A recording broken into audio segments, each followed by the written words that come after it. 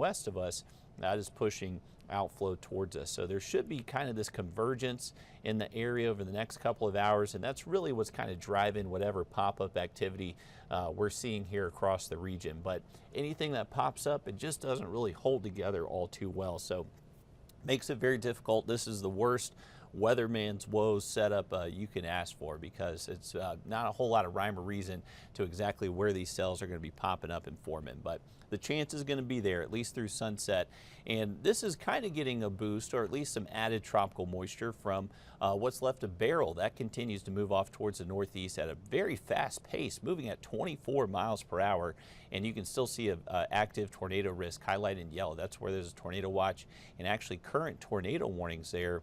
We'll zoom in, just kind of see a couple communities underneath the gun. That purple box you're seeing right there is actually a confirmed tornado. So that's actually right down there. It looks like to be southwestern Indiana, southwestern Indiana.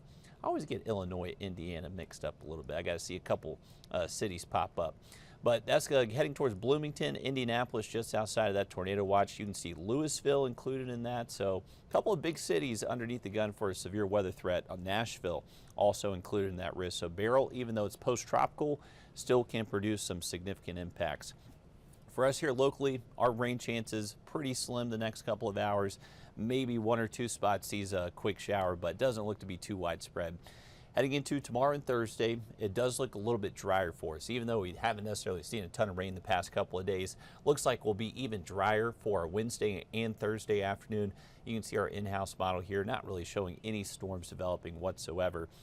And by Thursday, we actually switch up our wind direction out of the north-northeast, and that's going to help bring in some drier air, so humidity a little bit lower Thursday afternoon. And those temps don't necessarily look all too bad either. Most likely low to mid-90s, and feel like temperatures will be below 100 on Thursday. Once we get into Friday, that's when we're kind of back to our generic pattern. The wind direction kind of changing more out of the east, so that's bringing back that onshore flow out off the Atlantic, and that's where you do see a little bit better opportunity to see an afternoon storm by Friday afternoon. As far as the heat risk goes, it's still going to be a little hot and humid Wednesday. You can see kind of peppered across that map Wednesday is that red color, so that's a major heat risk.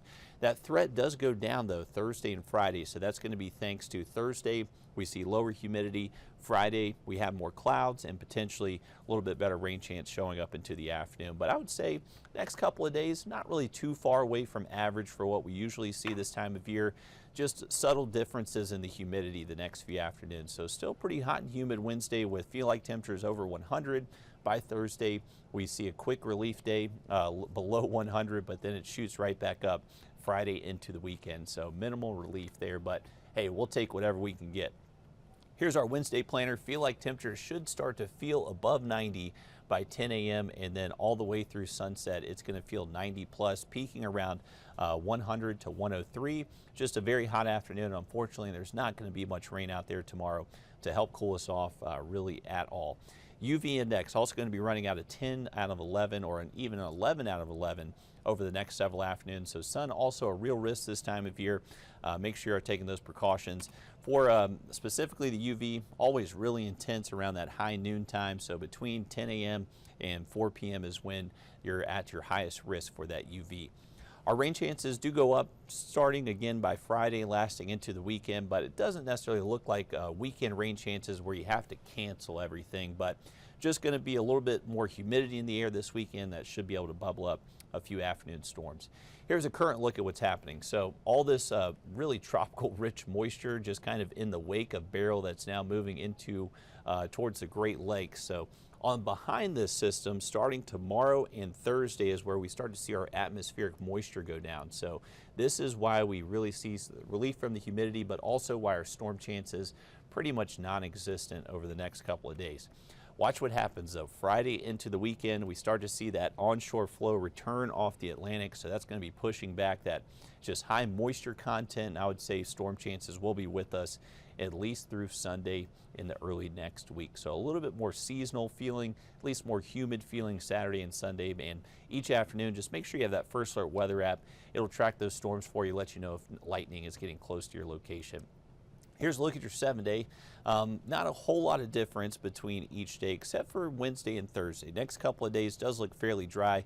Once we get past Thursday, start to get back into a more humid, hot environment to where storms should be able to pop up a little bit easier into the afternoon.